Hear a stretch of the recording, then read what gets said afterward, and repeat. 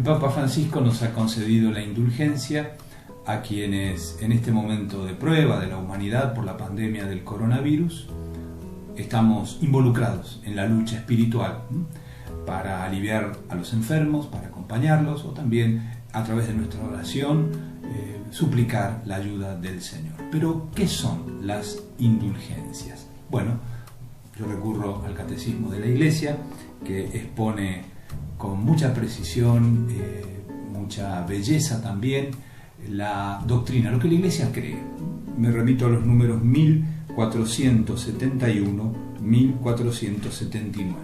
Voy a leer solamente 2 párrafos. El primero dice: la doctrina y la práctica de las indulgencias en la Iglesia están estrechamente ligadas a los efectos del sacramento de la penitencia. Primera referencia importante. Estos números que acabo de citar del Catecismo forman parte de la segunda parte del Catecismo, cuando se nos habla de los sacramentos y más específicamente del sacramento de la penitencia. Cristo le ha confiado a su esposa, la Iglesia, el signo del perdón, el don precioso del perdón, la misericordia y la reconciliación que Él nos ha merecido con su bienaventurada pasión. La Iglesia lo administra sobre todo en el sacramento de la reconciliación. Las indulgencias son una expresión muy hermosa de este perdón generoso, de la misericordia de Dios para con nosotros. Y el segundo párrafo dice, ahí explica, ¿qué son las indulgencias? La indulgencia es la remisión ante Dios de la pena temporal por los pecados ya perdonados en cuanto a la culpa, que un fiel dispuesto y cumpliendo determinadas condiciones consigue por mediación de la Iglesia, la cual, como administradora de la redención, distribuye y aplica con autoridad el tesoro de las satisfacciones de Cristo y de los santos. Son palabras de San Pablo VI, el Papa que volvió a ordenar toda la práctica eclesial de la indulgencia. Es clara la definición, pero necesita un poquito de explicación, ¿no es cierto?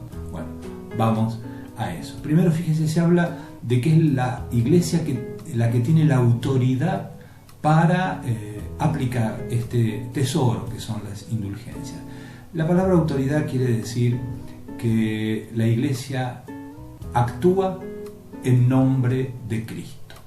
La Iglesia está llamada a ser en medio del mundo signo y transparencia de Jesucristo, buen pastor, buen samaritano, cordero inmaculado inocente que quita el pecado del mundo, como cantamos en la misa. La Iglesia está al servicio de esa gracia enorme. Después se nos habla de que la indulgencia requiere la buena disposición del fiel que la pide para sí o para los difuntos. ¿Cuál es esa disposición? Bueno, hablábamos en el video anterior. Es el arrepentimiento sincero y la voluntad de no volver a cometer pecado. En el pésame lo decimos, no volver a no pecar más y evitar las ocasiones próximas de pecado. En realidad es el dolor interior. Yo sé que soy frágil, tal vez hasta tengo la sospecha de que voy a volver a caer en los pecados que me acompañan desde siempre. Pero Señor, yo estoy arrepentido y siento ese dolor y te pido la gracia de detestar mis pecados y de amarte a vos por encima de todo. Eso es fundamental, porque el perdón de Dios significa que ya el amor de Dios comienza a trabajar en nuestro corazón, el amor de Dios que nos da el Espíritu Santo. Pero después viene, sí, la descripción más estricta, cuando dice que la indulgencia es el perdón de las penas temporales de los pecados que hemos confesado, cuya culpa ya ha sido perdonada, con la pena eterna que también nos ha sido perdonada. Esto necesita explicación. Cuando yo cometo un pecado, sobre todo un pecado más grave, lo que llamamos pecados mortales, esa denominación quiere decir que por el pecado muere, yo mato la amistad con Dios, no porque Dios me deje de querer, Dios nunca me deja de querer, al contrario, cuando soy pecador me quiere todavía más, solo que yo me cierro a la gracia de Dios, la rechazo, por eso muere en mí la amistad con Dios. Cuando yo voy y me confieso con actitud humilde, con arrepentimiento sincero, el sacerdote en nombre de Cristo me da la absolución, el perdón y la paz, dice hermosamente la fórmula de la absolución. Ahí se me perdona el pecado, la culpa del pecado, y también la pena eterna, es decir, esa consecuencia de mi propio obrar, que es haber rechazado la amistad con Dios. Dios me vuelve a abrazar, Cristo me vuelve a regalar la amistad con Dios, soplando sobre mí su Espíritu. Pero las consecuencias del pecado también son otras.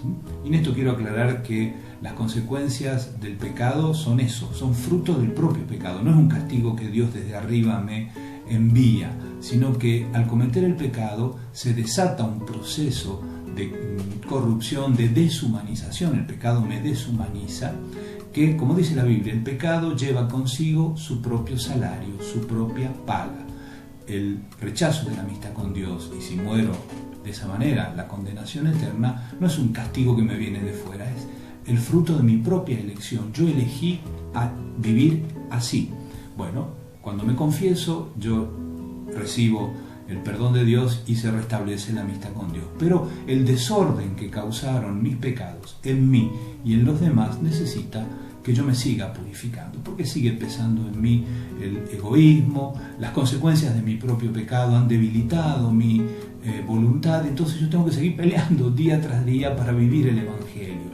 Y esa es la penitencia que me asigna el sacerdote en la reconciliación, cuando me voy a confesar, recé tal cosa, hago una obra de caridad, o la penitencia que la misma vida me impone. En estos días, por ejemplo, de cuarentena, que tenemos que ponernos tantos límites, asumir esto como una penitencia con humildad y hasta con humor, decir, bueno, aquí, Señor, toda esta incomodidad yo te la ofrezco por mí, por la humanidad, para que nuestra humanidad se abra cada vez más a tu gracia. Esas penas temporales en el tiempo por las cuales yo tengo que hacer penitencia para purificar mi corazón, eso es lo que me purifican las indulgencias.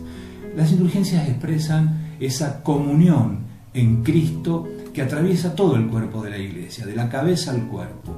Ahí está Cristo, está María, están los santos, influyendo sobre nosotros, saneando nuestra voluntad, el clima de nuestra convivencia, de nuestra salud espiritual. También están los difuntos, por eso podemos aplicar las indulgencias por los difuntos. Yo normalmente, cuando se ganan las indulgencias, no me las aplico a mí, se las aplico a los difuntos diciendo, bueno, el día que me toque, otro hará lo mismo por mí. Es esa comunión solidaria entre todos los miembros del cuerpo de Cristo que redunda en beneficio los unos de los otros. Se genera ese clima, esa atmósfera de santidad, de amor.